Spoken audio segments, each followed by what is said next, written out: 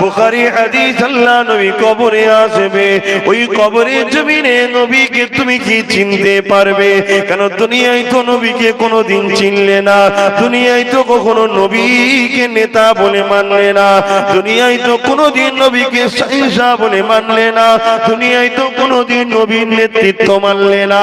দুনিয়ায় নেতৃত্ব মেনেছো তাদের যারা নবীর দ্বীনের বিরোধী করে, তাদের দুনিয়ায় নেতৃত্ব মেনেছো তাদের যারা আজানের বিরুদ্ধে কেস করে, তাদের দুনিয়ায় নেতৃত্ব মেনেছো তাদের যারা মাদ্রাসাতে শিক্ষক নিয়োগ বন্ধ করে দিয়ে নীরবে সাইলেন্ট মাদ্রাসাকে ধ্বংস করতে চায়, তাদের দুনিয়ায় নেতৃত্ব মেনেছো তাদের যারা আওলাদে রাসূলদের গালি দেয়, তাদের দুনিয়ায় নেতৃত্ব মেনেছো তাদের যারা বোরখাকে মিটিয়ে দিতে চায়, তাদের দুনিয়ায় নেতৃত্ব মেনেছো তাদের যারা সমাজে সারাবি বাড়াতে চায়, তাদের দুনিয়ায় নেতৃত্ব মেনেছো তাদের যারা দুনিয়ায় সুদখোর বাড়াতে চায়, তাদের দুনিয়ায় নেতৃত্ব মেনেছো তাদের যারা মুসলমানে মারপিট করুক এই প্ল্যানটা তৈরি করে, তাদের। কবর বড় কঠিন জায়গা। হুজুর যখন যাব তখন দেখব, কে বলেছে যখন তখন? আজকে বিকালে যেতে হতে পারে। কি গো, এখনই যদি চলে যায় বিকালে আসরের বার জানা যায়। যখন যাব তখন নয়, তোমাকে যেতে হতে পারে এখনই, কিন্তু যাবে 100%। সেই কবর তোমার কোন ধরনের হবে? আল্লাহ নবী বললেন জান্নাতের একটা বাগান হতে পারে, নচেত জাহান্নামের একটা গর্ত হবে। ও যুবক, ও আমার ভাই, ও আমার বোন, আব্বাস থেকে নিজের কৃতিত্ব ফলাতে আসেনি, আমিও কবর থেকে বাঁচার জন্য চেষ্টা করি, তোমরাও চেষ্টা করো। আমি দোয়া করি আল্লাহ তোমাদেরকে বাঁচা, তোমরাও দোয়া করো আল্লাহ যেন আমাকেও কবর থেকে বাঁচান। কেন নয়, কবরে আমার মা যাবে না, ওই কবরে আমার আব্বা যাবে না, স্ত্রী যাবে না, বাচ্চা কেউ যাবে না, আমায় যেতে হবে। যদি কবরে যাবার আগে মুহাম্মদ রাসূলের পক্ষে থাকতে পারি, নবী আসবে, আর নচেত ওই কবরে 99টা সাপ দেবে, জাহান্নামের একটা গর্ত হয়ে যাবে। যুবকরে, দুনিয়ায় মায়ের পেটে যখন ছিলাম যে আল্লাহ খাইয়েছে, দুনিয়া আসার আগে মায়ের স্তনে দুধ আল্লাহ যে দিয়েছে, মায়ের স্তন পান করে বড় যে আল্লাহ করেছে, সেই আল্লাহ তোমাকে আমাকে রিজিক এখনো দিচ্ছে। ও পন্থা তোমার, হালালে নিতে চাও না হারামে নিতে চাও? হালালে যদি কম হয় হালাল নাও, হারামে বেশি নিও না, কারণ হারাম তোমাকে জাহান্নামে নিয়ে যাবে, হালাল তোমাকে কবরে জান্নাতের বাগান ও পরকালে চির শান্তির জান্নাত দিয়ে দেবে।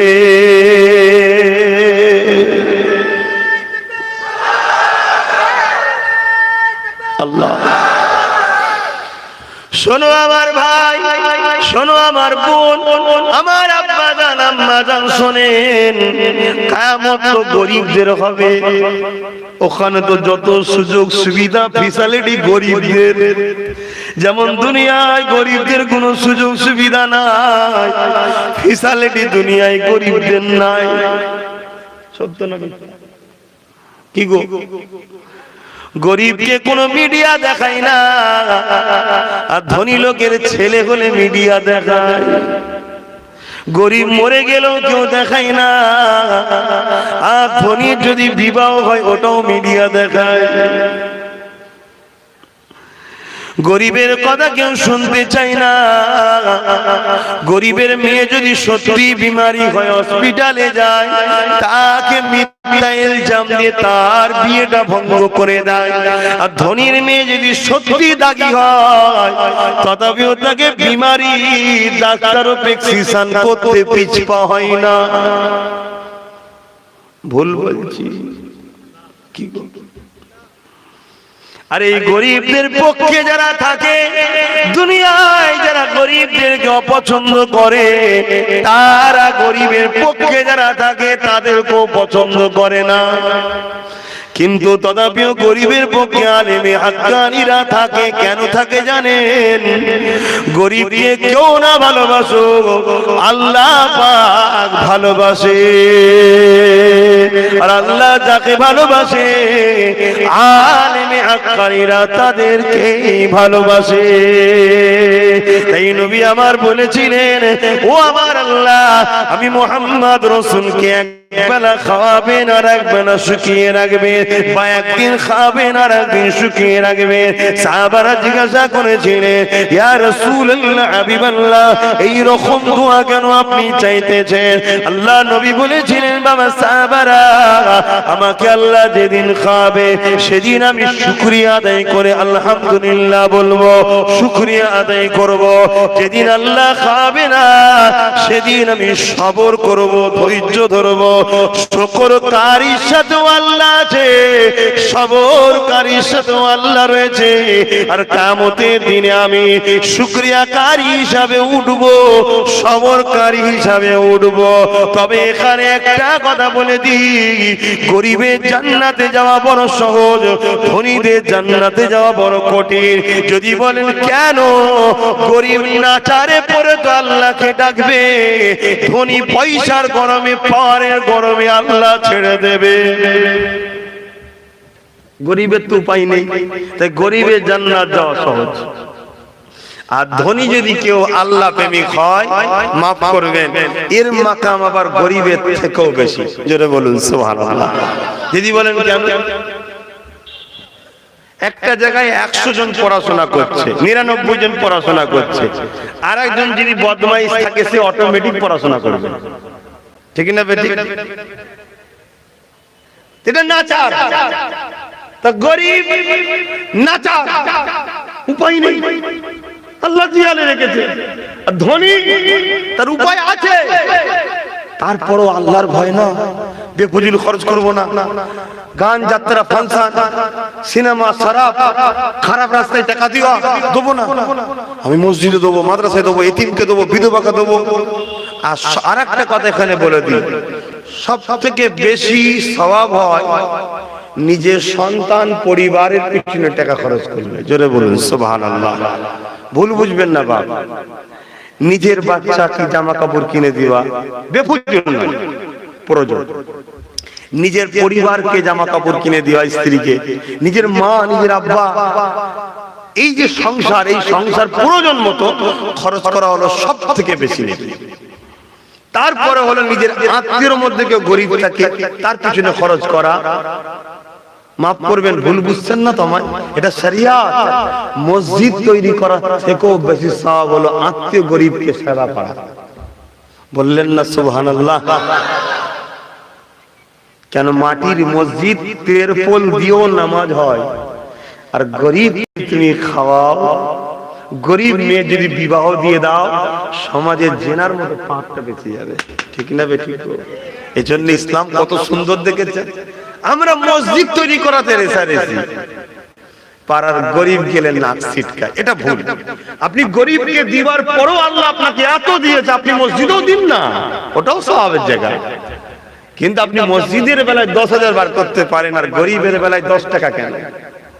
আপনার পাড়ার গরিব, সে সত্যি গরিব, আপনি তাকে চেনেন তো? তার মেয়ের বিয়ের সময় দেন না তাকে 20,000, 50,000। আল্লাহ যদি আপনাকে দেয়, যতটুকু দিয়েছে দেন। আসেন, আমি যে বিষয়ে আলোচনা করছিলাম, কিয়ামত গরিবদের হবে। গরিবদের জন্য কিয়ামত বড় শান্তির জায়গা। কিয়ামতের দিনে আল্লাহ গরিবদেরকে কত সম্মান দেবেন এই বিষয়টা একটু বলে নি। কিন্তু হাই গরিব, 10 বছর, 15 বছর, 20 বছর আল্লাহ খাওয়ালো, এত সুখে শান্তিতে আল্লাহ খাওয়ালো, হঠাৎ করে কি এমন অভাব হলো সামান্য সামান্য হারাম আজকে গরিবরা খেয়ে ফেলছে। যেমন একটা বুঝাবার জন্য বলছি, বন্ধন লোন মানুষের বাড়ি বাড়ি ঢুকে গেল। কি গো যুবকরা, দাওয়াত হবে? আমার হবে? হায় হায়, আল্লাহ এত সুন্দর রেখেছে, মোটা চালের ভাত, ডাল, একটু সবজি, এজো টাকার মতো পরনার কাপড়, মাথা গুঁজে থাকার মতো ঘর না, এমন কোন মানুষ আছেন?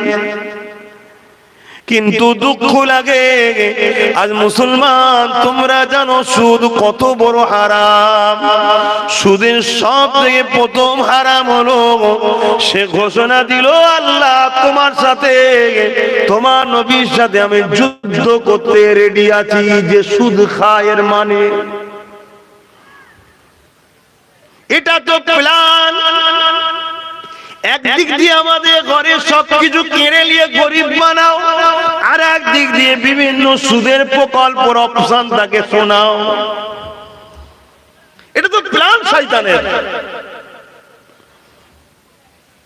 তোমাদের ক্ষতি করছে না বাঁচাতে চাইছি?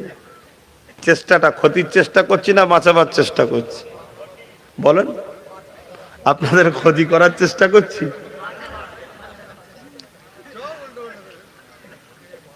এইভাবে শুনছেন? আপনারা আওয়াজ দিয়ে বলুন, আপনাদেরকে এই আলোচনাগুলো শুনিয়ে আপনাদের ক্ষতি করতে চাইছি না বাঁচাবার চেষ্টা করছি?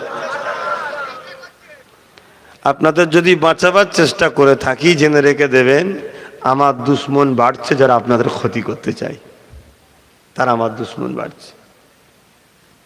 আমার অসুবিধে নাই যদি আপনারা আমার কথাগুলোকে গ্রহণ করে নেন। যুদ্ধ দুশ্মন বারে বারুকি যাক, আমার অসুবিধে নাই। যদি দুশ্মন আমাকে মেরেও দেয় তাও আমার অসুবিধে নাই। শুধু আপনারা কথাগুলোকে অ্যাকসেপ্ট করে পরিবর্তন হন, আলহামদুলিল্লাহ, এটাই আমার গিনার। কেন? কিয়ামতের দিন আল্লাহ যদি বলে আব্বাস তুমি কি করেছো, আমি বলবো এই যে দেখুন এত লোক ভুল করছিল, তাদেরকে শুনিয়েছি, তারা আমার কথা শুনে পরিবর্তন হয়েছে। আল্লাহ এদের খাতির আমায় জান্নাত দেন। এটাই আমার জন্য জান্নাত যাবার সবচেয়ে বড় ওসিলা হতে পারে। জোরে বলুন সুবহানাল্লাহ। তাই বুঝাচ্ছি, এ নওজওয়ানেরা, আল্লাহ পাক কিয়ামতের দিনে গরিবদের লক্ষ্য করে বলবে, দুনিয়া জমিনে আমি আল্লাহ তোমাদেরকে যেটা দিয়েছিলাম তার উপরে তোমরা খুশি হয়ে সবর করেছিলে।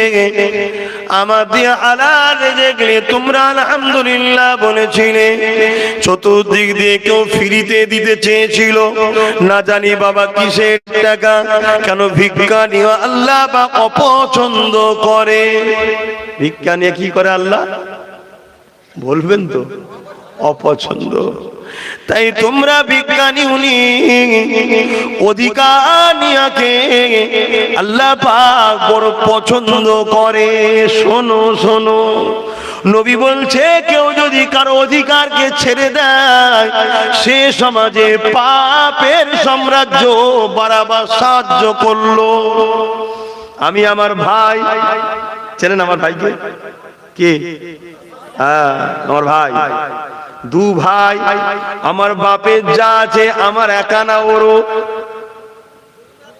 এখন আমি যদি সব ঝেড়ে নি, ও যদি বলে ঠিক আছে দরকার নেই বাবা, ভাববেন সুফি সাহেব নাকি? না, শয়তানি করলো। কেন? সমাজে একটা অন্যায়ের বীজ পুতলো, আমার দেখা দেখি আরো দুজন ঝাড়বে। এজন্য নবী বলছে অধিকারকে যে ছেড়ে দেয় সে সমাজে পাপের বীজ বনে। তাই উলামারা অধিকারের কথা আপনাদেরকে বুঝায়। তখন যারা অধিকার লোটে তারা তখন বলে ওই বক্তাগুলো চলবে না। কথা বুঝছেন না? বোঝেন? আর আমার ইসলামের কথা বলবো না তো কি বলবো? ইসলামের কথা বলতে গেলে পৃথিবীতে যত সন্ত্রাস, চোর, জালিম, বদমাশ, বাটপার, লুটেরা, নারী ঘটিত কেলেঙ্কারীরা, নারীদেরকে যারা ভোগের পাত্রী বানাতে চায় সব বেটা ধরা পড়বে, ঠিক না বেঠিক? তাহলে কি ইসলাম বন্ধ করে দেবো? আপনারা বন্ধ করে দেবেন? কিন্তু আপনারা করার জন্য তো সাহায্য করছেন তাদের ঘরে যারা ইসলামের কথাকে পছন্দ করে না। একদিকে বলছেন না ইসলাম জিন্দা ছিল, আছে, থাকবে। ভাই এটা কেমন জিনিস ভাই? আগুন জ্বালিয়ে তাতে পানি ঢেলে দিয়ে বলছেন আগুন জ্বলবে। পানি ঢালার বেলাও ঢালছেন, আবার বলছে আগুন জ্বলবে। এটা কি করে হয়? এক জায়গায় কখনো সত্য মিথ্যা থাকতে পারে না, এক জায়গায় কখনো অন্ধকার আলো থাকতে পারে না। তার থেকেও সত্য ইসলামের কর্মকাণ্ডকে যারা মিটাতে চায় তাদের দলভুক্ত হয়ে কখনো ইসলামের পক্ষে থাকা যেতে পারে না। মানতে হয় মানো, না মানতে না মানো, এটা সত্য কথা। এটা আমার দুনিয়ার জিন্দেগি। আরে দুনিয়ার জিন্দেগিতেই তোমাকে জান্নাতের চাষটা করতে হবে, এজন্য দুনিয়ায় পাঠিয়েছে। তোমার সংসারটা এর মধ্যে জান্নাত আছে, তোমার ব্যবসা এর মধ্যেও জান্নাত কিনতে হবে, তোমার পারিবারিক জীবন, সাংসারিক জীবন, রাষ্ট্রীয় জীবন, কি বলে এডুকেশন জীবন, অর্থনীতির জীবন, সব জীবনটা নিয়ে ইসলাম। ইসলাম একটা কমপ্লিট, এর মধ্যে থেকেই তোমাকে তৈরি করতে হবে জান্নাতের কাজ। অর্থাৎ যেভাবে তোমার রাসূল করেছে ওইভাবে করতে হবে। যদি তুমি করতে পারো পরকালে তোমার চিন্তা নাই। এখানে একটা কথা এটাও বলে দিয়ে যায়, অন্তরের খবর কে জানে? জোরে জোরে বলুন কে? এই আল্লাহ পাক জানেন। তুমি চেষ্টা করেছো আমি নবীর দিকে থাকবো, চেষ্টা করেছো আমি শয়তানের দিকে থাকবো না, চেষ্টা করেছো আমি ইসলামের দিকে থাকবো, চেষ্টা করেছো ইসলাম বিদ্বেষীদের দিকে থাকবো না। তোমার চেষ্টাতে দিল থেকে করেছো, কিন্তু তুমি 20% সাকসেসফুল হয়েছো, 80% ফেল। তাও আমার আল্লাহ এত দয়ালু, তোমার চেষ্টাটাকে দেখে কিয়ামতের দিনে তিনি কিন্তু তোমাকে 80% করতে পারোনি। এরপরও তোমার চেষ্টা যদি সত্য থাকে, দিলের খবর আল্লাহ জানে, তোমাকে আমার আল্লাহ তিনার রহমতের বিনিময়ে 20%ও নাজাত দিয়ে দিতে পারে। তুমি তো কোনোদিন চেষ্টাই করলে না, তুমি তো কখনো পায়জামা পাঞ্জাবি টুপিটা পরে মসজিদের দিকে বিসমিল্লাহ বলে একবারও রওনা দিলে না, কখনো তুমি চেষ্টা করলে না। চল ঘর থেকে বেরোই, একবার হকের পক্ষে দাঁড়ায়, হকের পক্ষে একটু দলবদ্ধ হই, হকের পক্ষে একটু কথা বলি, কখনো তো তুমি চেষ্টা করলে না। চল একবার কোরআনটা খুলে দেখি, কোন বন্ধু চিঠি দিলে তাদের মধ্যে কি আছে জানার জন্য তরপায়। আমার মালিক আমার জন্য চিঠি দিয়েছে, মেসেজ দিয়েছে, কোরআন পাঠিয়েছে। আমার মালিক ওই কোরআনে আমার জন্য কি জানিয়েছে চত একটু জানি, জানার জন্য কোনদিন তো তোমার পছন্দের আলেমের কাছে কখনো তো তুমি গেলেই না, তুমি তো চেষ্টাই করোনি।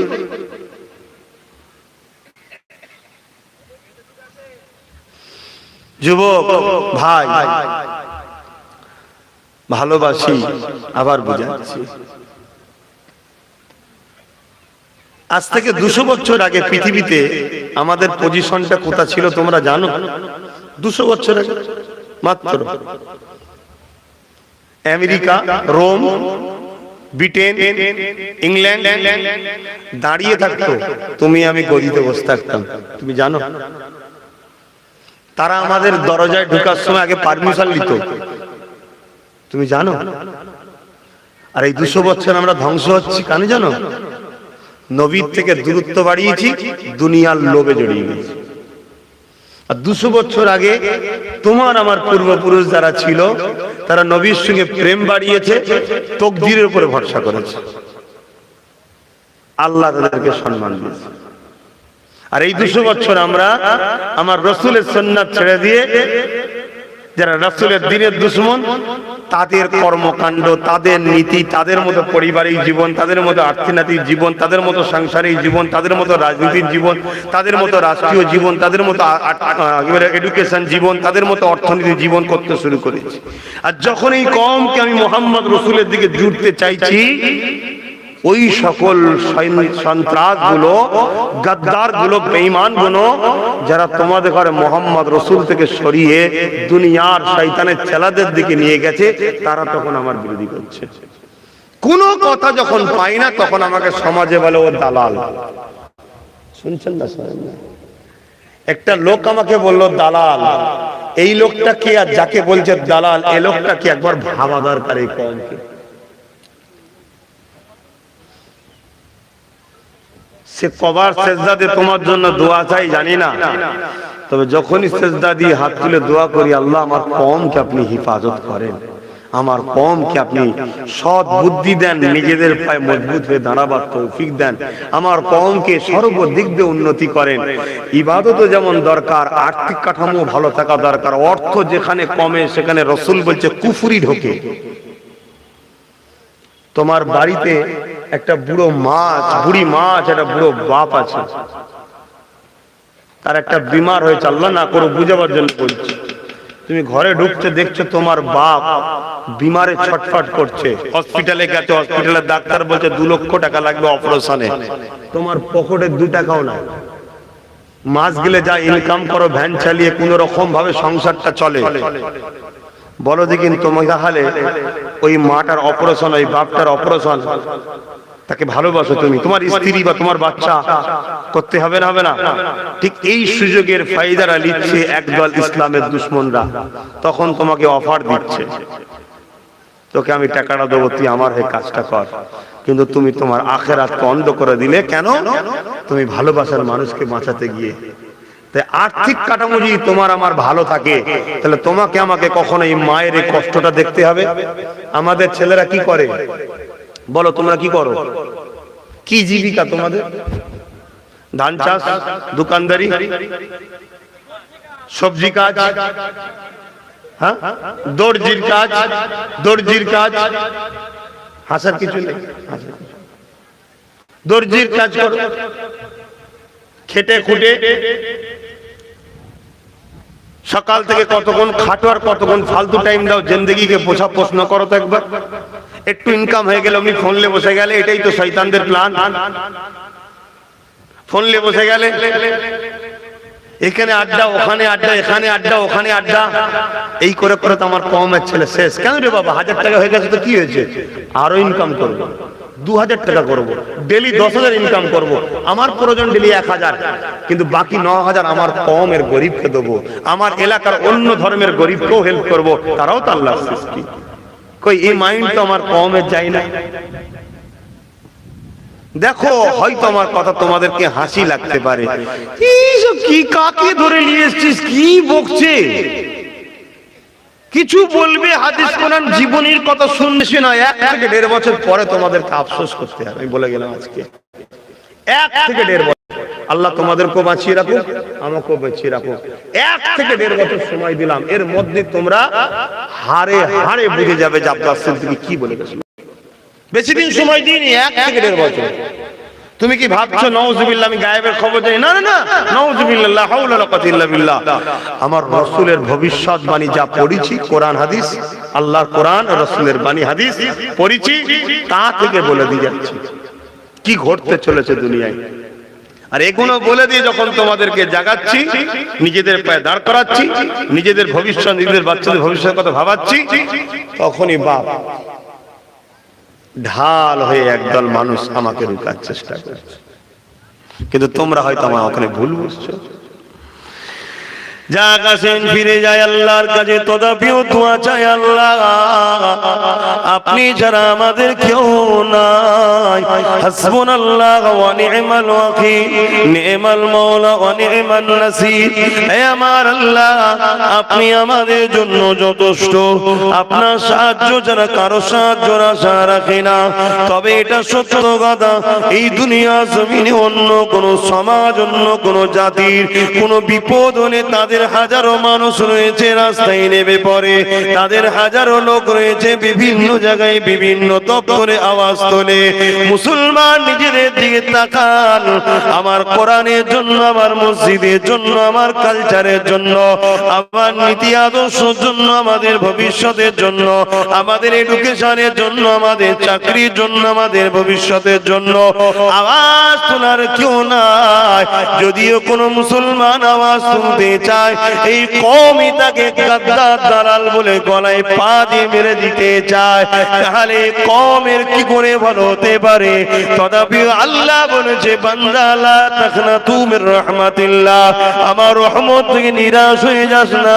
তাই মালিক তোমার রহমতের উপরে ভরসা রেখে দোয়া করি, আল্লাহ এই কওমটাকে আপনি হিফাজত করুন। বলুন আমিন।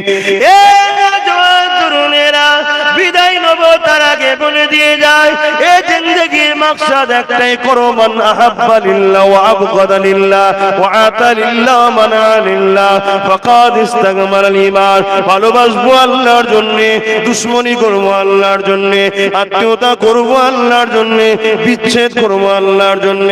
আব্বাস সিদ্দিকী জিন্দাবাদ বলবো আল্লাহর জন্য, আব্বাস সিদ্দিকী মুর্দাবাদও যদি বলতে হয় বলবো আল্লাহর জন্য। কারো দল যদি করতে হয় আল্লাহর জন্য, কারো দল যদি ছাড়তে হয় আল্লাহর জন্য, কারো সঙ্গে আত্মীয়তা যদি করতে হয় আল্লাহর জন্য, কারো সঙ্গে যে আত্মীয়তা কেটে দিতে হয় আল্লাহর জন্য। মনে রাখবে, এই রাষ্ট্রকে ভালোবাসবো আমরা, এটাও আল্লাহর জন্য। কেন? আমার রাসূল জানিয়েছে মাতৃভূমিকে ভালোবাসতে হয়, আল্লাহ ছাড়া অন্য কোন উদ্দেশ্য ভালোবাসা, ঝগড়া করা, বিচ্ছেদ করা, উভয়টা ইসলামে হারাম, চলবে না। বাচ্চাকে কাপড় কিনে দেবো, আমার হয় এমনি এমনি না, আল্লাহর জন্য সওয়াব হবে। স্ত্রীকে কাপড় দেবে, আমার পরিবার হয় ভালোবাসবে, দিন না, আল্লাহ খুশি হবে, এজন্য দাও, সওয়াব হবে। ভাই আমার ওয়াজ আপনাদের অবিশ্বাস হচ্ছে না তো? কেন, কি ওয়াজ শুনেন, কি করেছেন আমি জানি না।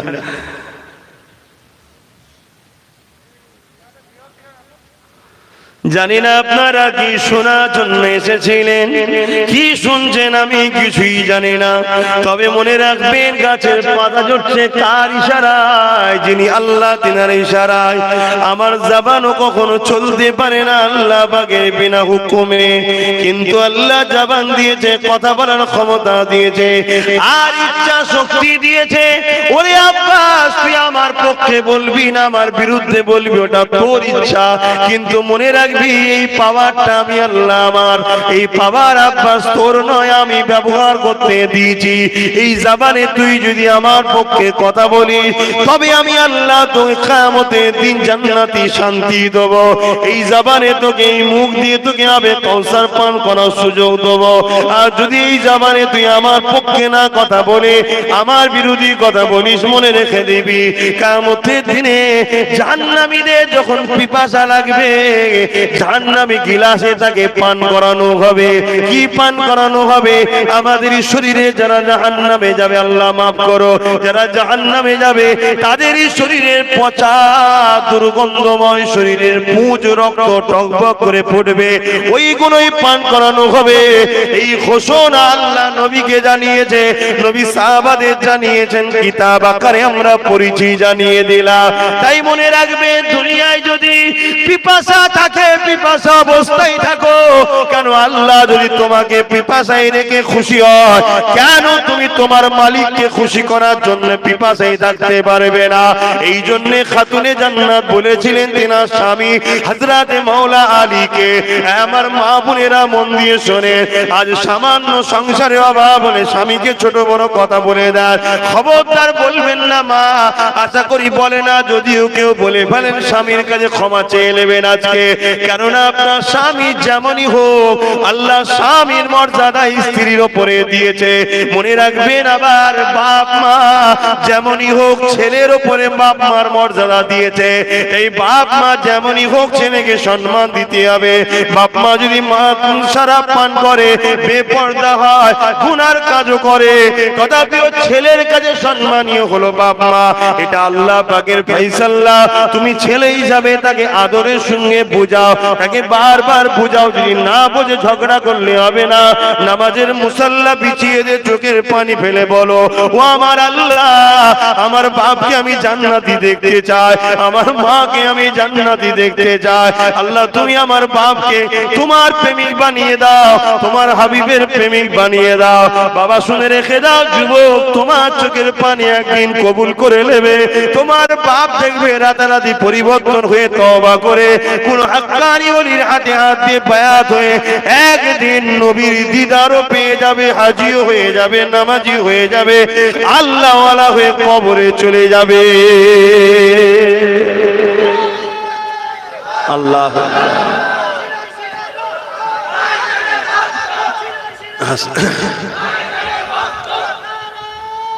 আল্লাহ। কিন্তু যেমনই হোক বাপ মা, তার বিরোধী করা যাবে না। শুনছেন? যেমন বাপ মা যেমনই হোক তার বিরোধী, তার সঙ্গে ছোট বড় কথা বলা যায় না। ঠিক তেমন রুহানি বাপ হলেন আল্লাহর ওলি।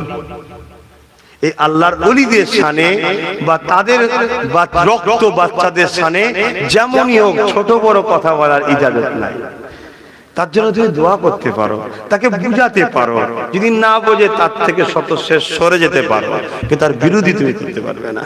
ঠিক তেমনি তোমার বাপ মা যদি তোমাকে রাসূল ও আল্লাহর বিরোধী কোনো কাজ করতে বলে, ওটাকে মানা যাবে না, কিন্তু তার সাথে ঝগড়াও করা যাবে না। তুমি কাজ করবে না, সরে যেতে হবে। এটা তোমার আমার আল্লাহর বিধান, তোমাকে আমাকে মেনে নিতে হবে। এটাই তো পরীক্ষা আল্লাহ। এজন্যই তো আল্লাহ পাঠিয়েছে, বান্দারে তুই আমার জন্য আমার প্রেমে কি করিস দেখবো।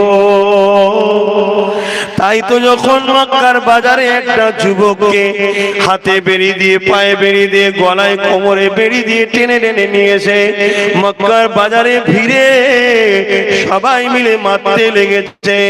শুধু মেরেছে তা নয়, রডকে গরম করে মুখে ঝাঁকা দিয়েছে। এত অত্যাচার করেছে, আল্লাহ দুনিয়াকে দেখিয়ে দিয়েছে প্রেমিক দাবি করা বড় সহজ, প্রেমের পরীক্ষায় কামিয়াবি হওয়া তো সহজ নয়। আমার প্রেমের কামিয়াবি দেখ, একে দেখ, একে দেখ, এত জুলুম করেছে, তথাপিও আহাদ আহাদ আহাদ বলতে বাদ নাই কে আমার নবীর প্রেমিক হাবশী দেশের সেই কালো লম্বা মানব। আহারে দুনিয়া কালো লম্বা ছিল ঠিকই কথা, কিন্তু আল্লাহর জান্নাতে নবীরও আগে যাবে। নবী নিজে বলেছে, জিনার নাম হলো হযরতে বেলাল। নবীরও আগে জান্নাত যাবে, ভুল বুঝবেন না। নবী যে সওয়ারির উপরে থাকবে, ওই সওয়ারির লাগামটা বেলালের হাতে থাকবে। লাগাম যার হাতে আগে থাকে তো নাকি, তো গোলাম আগে যাবে, মালিক পিছু পিছু সওয়ারিতে চেপে যাবে। তাকে কম মারে নেই। আজকে সামান্য একটু খিদার জ্বালা, একটু ভয় দেখাচ্ছে কেউ, আমরা ছিটকে যাচ্ছি, কি হবে রে বাবা, কি হবে। এটা তো আল্লাহর পরীক্ষা। আল্লাহই তো দাজ্জালকে পাঠাবে। এই দাজ্জালকে সৃষ্টি কে করছে? আল্লাহ।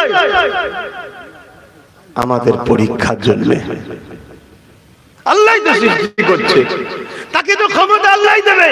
সারা পৃথিবী এখন আমেরিকার হাতে আছে, সারা পৃথিবী দাজ্জালের হাতে চলে যাবে, অর্থাৎ ইসরায়েলের হাতে। ইসরায়েলে দাজ্জাল বসে আছে, সে নিয়ন্ত্রণ করছে, শুরু করে দেবে পৃথিবীতে কাজ। এসব কথা বললে আবার অসুবিধা আছে, কথা বুঝছেন না? কেন? এই সমাজেও দাজ্জালের কাজ চলছে। আমার কোনো অসুবিধা নেই, ওই আমার জলসাগুলোকে বন্ধ করবে, আমাকে যারা দাওয়াত দেবে তাকে চোখ দেখাবে, হ্যাঁ কেস দেবো, এই মারবো, এই চালের টোটো আটকে দেবো, তোর এই কার্ড বন্ধ করে দেবো। বাচ্চা এই সব তো গরিব গুলোই আমাকে ভালোবাসে, এটা অস্বীকার করার কিছু নেই। 100-র মধ্যে 99.99 গরিব আমাকে ভালোবাসে। আর আমি ধন্য যে গরিবদের সাথে আছি। গরিবরাই জান্নাতে বেহিসাব আগে জান্নাত যাবে। জোরে বলুন সুবহানাল্লাহ। আল্লাহ তো ময়দানে মাশরে গরিবকে বলবে, তোমরা লাইন এদের থেকে আলাদা করো, যাও তোমাদেরকে এই দিকে আসতে হবে না, আগে জান্নাত চলে যাও। জোরে বলুন সুবহানাল্লাহ। কেন? এদিকে এলে ঝামেলা বাড়বে। ভুল বুঝবেন না, বোঝাবার জন্য বলছি। কি ঝামেলা বাড়বে? ধরুন কোন ধনী কোন গরিবের বিপদে সাথ দিয়েছে, ঠিক না বেঠিক?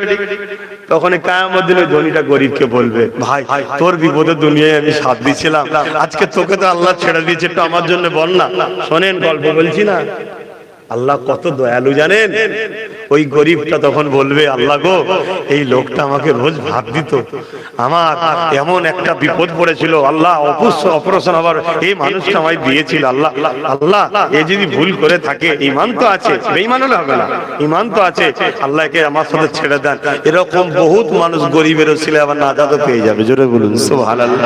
আল্লাহ তাই বলবেন, এ ফেরেশতা ওদেরকে ওই দিক দিয়ে আগেই জান্নাতে ঢুকিয়ে দে। আলহামদুলিল্লাহ, আমিও আশা রাখি গরিবদের সাথেই আমি জান্নাত যাব। আশা করতে পারি না, আশা করতে কি আল্লাহ নিষেধ করেছে? আমি আশা করে আছি। এবারে এই গরিবরা একটু দুর্বল হয়, কমজোর হয়, আর ওরাই দাওয়াত করে, চেয়ে চুয়ে আর করে দাওয়াত করে। আর যখন আমি সব দাজ্জালের কথা বলে দেবো, সমাজেও দাজ্জালের লোক আছে রে বাবা। আপনি ভাবছেন এই কি বলছেন? হ্যাঁ, দাজ্জালের প্রথম লোক কাজ কি জানেন? বেরোবার আগে সমাজকে ভিখারি বানাবে। বেরোবার আগে সমাজকে ভিখারি বানাবে। আমাদের বাড়িতে সবার থাকার পর আমরা আর্ধেক ভিখারি হয়ে গেছে, হাত পাতা এমনি অভ্যেস হয়ে গেছে। এক্ষুনি ফ্রিতে কোনো জায়গায় কিছু দিক দেখবেন লাইন লেগে গেছে। মাফ করবেন, আমি মক্কা শরীফে হজে গেছি, কথা বলাও ঠিক নয়, দেখেছি ভারত, বাংলাদেশ, শ্রীলঙ্কা, পাকিস্তান, নেপাল, এই এলাকার যত হোটেল টোটেল আছে, এখানেই দেখি শুধু ফ্রি খাওয়ানো হচ্ছে। আর সব লাইন, আরে জানা দুটো বেশি নামাজ পড় না, বেশি তসবিহ পড় না, বেশি করে কাবা তওয়াফ কর না, ও লাইনেই দেখি যে ওজার লাইন আছে, 4 ঘন্টা পরে ভাত পাবে। অত 4 লাখ খরচ করে হজ করতে গেছে, আর 1 লাখ খরচ করে হোটেলে খেতে পারছে না, ফ্রি পেলে লোক। একদিন তো আরাফাতের ময়দানে দেখলাম, একবার আরাফাতের ময়দানে একজন বেচারি খুব ভালো কলা নিয়ে এসেছে, গল্প বলছে না, সে বেচারি সবাইকে একটা করে দিচ্ছে। কেন? হাজিদের দিলে সব হবে, এটা তাদেরও নিয়ত ভালো। একজন দিকে তো কলা ছড়ালি, কলা আমি অবাক হয়ে গেলাম, আল্লাহ এই কারাইরা। খুব ভালো করে তাকিয়ে দেখেছি, মাফ করবেন, এই কটা দেশের মধ্যে কোন জায়গার হবে, কোন জায়গা তো আমি জানি না, কারণ সে তো হু করে কোটি কোটি লোক রে বাবা। আচ্ছা, আজানটা হবে।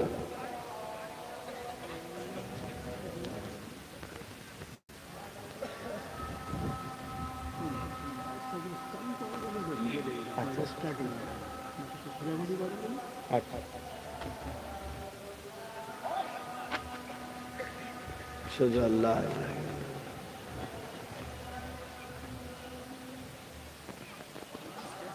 আল্লাহু আকবার।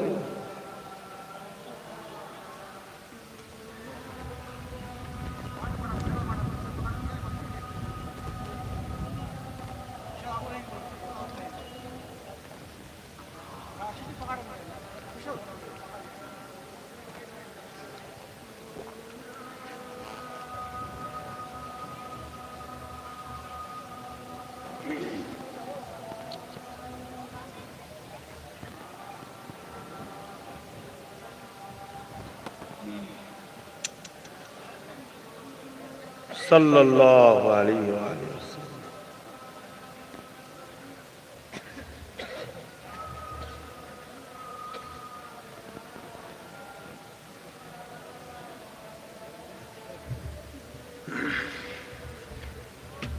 সাল্লাল্লাহু আলাইহি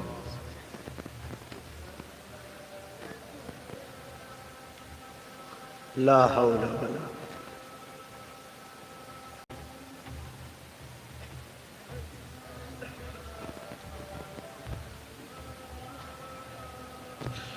লা হাওলা ওয়ালা কুওয়াতা।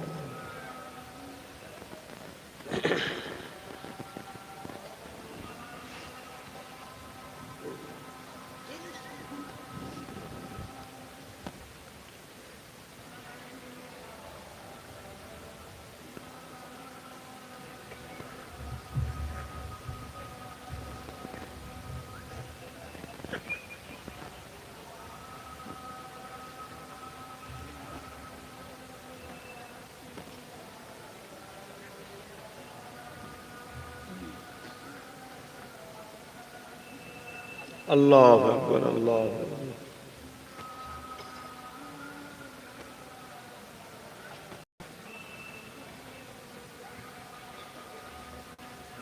محمد رسول الله لا اله الا الله اللهم رب هذه الدعوة السلة الجزيلة درة ربي وصوم مقام محمد لله وترزقنا الصفات انك لا لا اله الا الله। আজানের পরে হাত তুলে এই দোয়াটা পড়লে রাসূল বলেছেন আযাবাত লাহু সাফাআতি, আমি নবী তার সাফাত করব। জোরে বলুন সুবহানাল্লাহ। চাইতে গেলে হাত পাততে হবে, চাইতে গেলে হাত পাততে হবে। কথা বুঝে আসছে? আসুন দরুদ শরীফ। আল্লাহুম্মা সাল্লি আলা সাইয়্যিদিনা মাওলানা মুহাম্মদ ওয়া আলা আলিহি।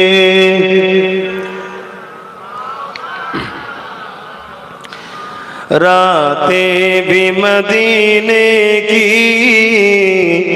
बातें भी मदीने की, रातें भी मदीने की, बातें भी मदीने की, जीने में ये जीना है, क्या बात है जीने की। अरसा हो तैबा की जिस गलियों से गुजरे, अरसा हो तैबा की जिस गलियों से गुजरे, इस वक्त भी गलियों से खुशबू है पसीने की। बोलूं ना सुबहानाल्लाह। বুঝতে পারছেন না? যেমন নবী যে যে রাস্তা দিয়ে হাঁটাচলা করেছিলেন সেই রাস্তায় এখনো নবীর পাসিনার খুশবু পাওয়া যায়। জোরে বলুন সুবহানাল্লাহ। এটা মানেন আপনারা? এটা হলো ঈমান। ঈমানের একটা পাঠ। রাসূলকে জড়িয়ে যে জিনিস আছে সেটাকে বিশ্বাস, ভালোবাসতে হবে। নবীর জুতা মোবারককেও ভালোবাসতে হবে, নাই বরবাদ হয়ে যাবে। নবী আমাদের মতো নয়, তিনি নূর ওয়ালা মানুষ। জোরে বলুন সুবহানাল্লাহ। তানার পেশাব পায়খানা সবটাই ছিল খুশবু আর নূর। জোরে বলুন সুবহানাল্লাহ। তাই কোনোদিন সাহাবা হুজুররা দেখতে পাইনি, কিন্তু তিনি দুনিয়ায় এসেছেন মানুষ, অবশ্যই মানুষ। আর আব্বা আম্মা ছিলেন যাতে করে আমরা সহজে হুজুরকে নিতে পারি। যেমন ঈসা রুহুল্লাহ মুজিজা দেখে খ্রিস্টানরা বলে ফেলেছিল উনি খোদার বেটা। হযরতে নবী উযাইর আলাইহিস সালামের মুজিজা দেখে ইহুদিরা বলে ফেলেছে উনি খোদার বেটা। নাউজুবিল্লাহ বলে। এনাদের তো ছোট ছোট মুজিজা, ছোট করছে না বুঝাবার জন্য বলছে, আমার নবীর কাছে তো ছোট। আমার রাসূলুল্লাহ চাঁদকে করেছে, সূর্য ডুবছে তুলে দিয়েছে, মরা মানুষের গায়ে হাত বুলিয়ে দিয়েছে, মেয়েরাজে গেছে চলে এসছে। এসব কথা শুনে লোক না নবীকে খোদা বলে ফেলে। কথা বুঝে আসছে? কারণ ইব্রাহিম নবী বলেছিল নমরুদকে, ডুবা সূরজকে যে তুলতে পারে পশ্চিম আকাশ থেকে সে হলো খোদা, মরা মানুষকে যে জিন্দা করতে পারে সে হলো খোদা। এটা আমার খোদার কাজ। আমার নবী সেগুলো করেছে না করেনি? কিন্তু নবীকে করার ক্ষমতাটা দিতে কে? আল্লাহ। সেটা তো আমাদের ঈমান আছে বলে বলছি। তখন ঈমান নেই ডাইরেক্ট কিভাবে মুহাম্মদ করছে সাল্লাল্লাহু আলাইহি ওয়াসাল্লাম? ঠিক না বেটি? তাই দুনিয়ার মানুষ যাতে আমার নবীকে খোদা না বলে ফেলে, তাই আল্লাহ নবীর আব্বাও দিয়েছে, আম্মাও দিয়েছে। কিন্তু যে আল্লাহ বিনা বাপ ছাড়া ঈসা রুহুল্লাহকে পাঠালেন, কোন নুতফা লাগে না, ডাইরেক্ট নূর দ্বারা, ডাইরেক্ট রূহ দ্বারা। যে আল্লাহ বাপ মা ছাড়া আদম সফিউল্লাহকে বানিয়েছে, যে আল্লাহ কোন মা ছাড়া বাপের পাঁজরের বাহার থেকে তিনার সঙ্গিনী আমাদের আম্মা জানকে বানাতে পারলেন, সেই আল্লাহ বাপ মা রেখেছে, কিন্তু আমাদের মতো নয়, পবিত্র ভাবে নূরে মুহাম্মদকে পাঠিয়েছে। জোরে বলুন সুবহানাল্লাহ।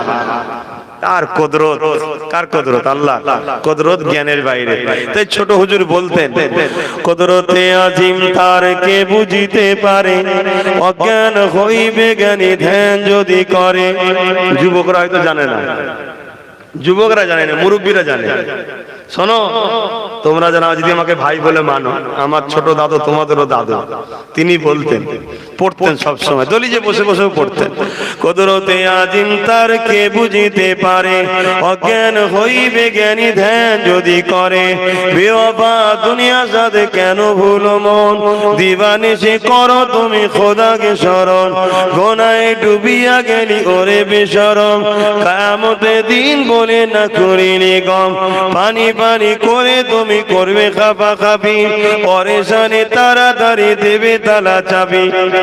যখন মানুষ মরতে যায় কি করে? পানি পানি করে। আর ছেলেরা কি করে?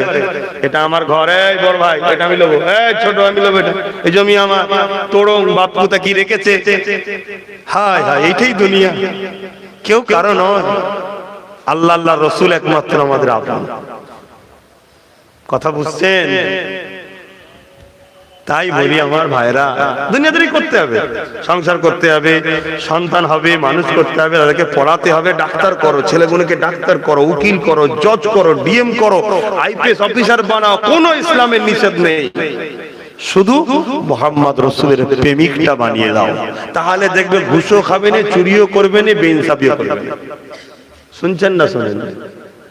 আর যারা আলেম হচ্ছেন, হাফেজ হচ্ছেন, বলতে হয় অতি সত্য কথা, প্রতিভা আছে, অর্থের জন্য আমাদের বাচ্চারা পিছিয়ে যাচ্ছে। এটাই তো শয়তানদের প্ল্যান, আমার গরিব বানিয়ে রাখা। কথা বুঝছেন না? বোঝেন না? তখন আমি এতটুকু বলতে পারি, যদি আপনি খুবই প্রতিভাবান হন, আমি আপনাদের পাশে দাঁড়াতে রাজি আছি।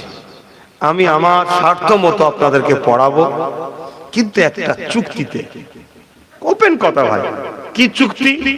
আপনি কামিয়াবি হওয়ার পর জীবনে রিশওয়াত নেবেন না, ঘুষ নেবেন না, কোন গরিবের উপর জুলুম করবেন না।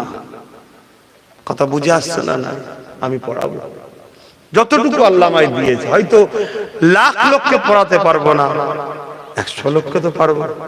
অলরেডি অনেককে পড়াচ্ছি, বাকি আর বেশি বলবো না। যে কথা বলছিলাম, আমার নবী পাককে আল্লাহ খুশবু বানিয়েছে, এতটা খুশবু আজও মদিনার গলিতে গেলে আমার নবী পাকের পাসিনার খুশবু পাওয়া যায়। আম্মা জান আমিনা হুজুরকে নিয়ে এলাকায় সব আলোচনা শুরু হয়ে গেছে, মেয়েদের মধ্যে সব কথা হতে লেগেছে। তোমরা জানো আমিনা কি খুশবু মাকে, কোথা থেকে এত খুশবু পায়, যেখান দিয়ে যায় খুশবু ভরভর করে ছড়িয়ে যায়। আম্মা জান আমিনার শাশুড়ি মা বলতে লেগেছে, আরে আমিও তো অবাক হয়ে যাই, আমিনা যখন হাম্মাম খানা গোসলখানা থেকে বেরোই, আমি তারপরে যখন ঢুকি, আমি যেন মনে করি একটা আতরের গোডাউনে ঢুকে গেছি। আমি কিন্তু বলতে পারি না কি ব্যাপার, কোথা থেকে পেয়েছে। এলাকার মেয়েরা জিজ্ঞাসা করে, ও মা আমিনা একটু কি জানতে পারি এত খুশবু কোথা থেকে আপনি পান? আম্মা মুচকি হাসলেন, নিজের থুতুটা জমিনে ফেললেন, ফেলে বললেন, দেখো গো, এই খুশবু আমার থুতু থেকেও বেরোচ্ছে। আমিনা কোনো খুশবু আতর মাখে না, এটা আমিনার খুশবু নয়, এ খুশবু হলো আমিনার গর্ভে যিনি আছে তিনা। ইনাকে মানো নেতা বলে কি? কাদের পিছনে ছোট বোকার মতো। আমি আব্বাস সিদ্দিকী বলে যাচ্ছি, পৃথিবীতে যত বড় সায়েন্স এসেছে, আসছে, যাচ্ছে, 4 আনা কাউকে দাম দিয়ে। শুনছেন? আমি একজনকেই ফলো করি, একজনকেই মানি, তিনি হলেন মুহাম্মদ রাসূল। জোরে বলুন সুবহানাল্লাহ। তিনার পক্ষে যারা ফুটপাতে যদি ভিখারি হয় তারও জুতো বয়ে দেওয়া পছন্দ করি, আমেরিকার প্রেসিডেন্টের জুতো দেখতেও পছন্দ করি না। কথা বুঝছেন না? বোঝেন না? আমেরিকার প্রেসিডেন্টের মাথা যদি কিছু থাকে ওটাকেও দেখতে পছন্দ করি না। যদি আমার নবীর পক্ষে কেউ ফুটপাতে পড়ে থাকে তার জুতো বওয়াকে পছন্দ করি। কেন? এর দাম অনেক বেশি। তুই বুঝবে না বাপি, এসব বুঝবে না। কেন? মানুষ তো সে যার মধ্যে মানবতা আছে। মানুষ তো সে যে মানুষকে লোটে না। মানুষ তো সে যে মানুষের উপকার চায়। মানুষ তো সে যে সমাজে ইনসাফ, ইনসানিয়াত, কল্যাণ নাই প্রতিষ্ঠিত করতে চায়। সেই তো মানুষ যে সমাজে গরিবের গলায় পা দিয়ে লগড়ে দিতে চায়, যে আসার জন্য গরিবকে প্রাচীর দিয়ে ঘিরে দিতে হয় এত ঘৃণা করে, তারা কি করে সমাজে মানুষ হতে পারে? ভাই আমি মনে করি না, আপনারা মনে করতে পারে আপনাদের ইচ্ছা, কিন্তু হাকিকাত এটাই। দুটো পা থাকার নাম মানুষ নয়, দুটো চোখ থাকার নাম মানুষ নয়। মানুষ তো তিনি যিনি অপরের দুঃখ দেখলে ব্যথা হয়। रातें भी मदीने की, बातें भी मदीने की, जीने में जीना है, क्या बात है जीने की। अरसा हुआ तैबा की जिस गलियों से गुजरे, इस वक्त भी गलियों से खुशबू है पसीने की।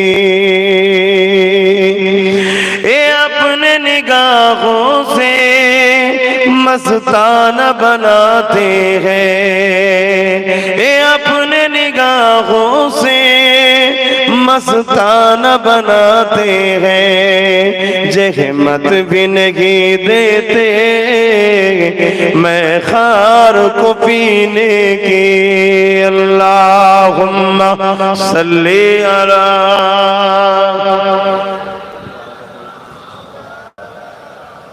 ওয়ালা আলি সাইয়্যিদিনা।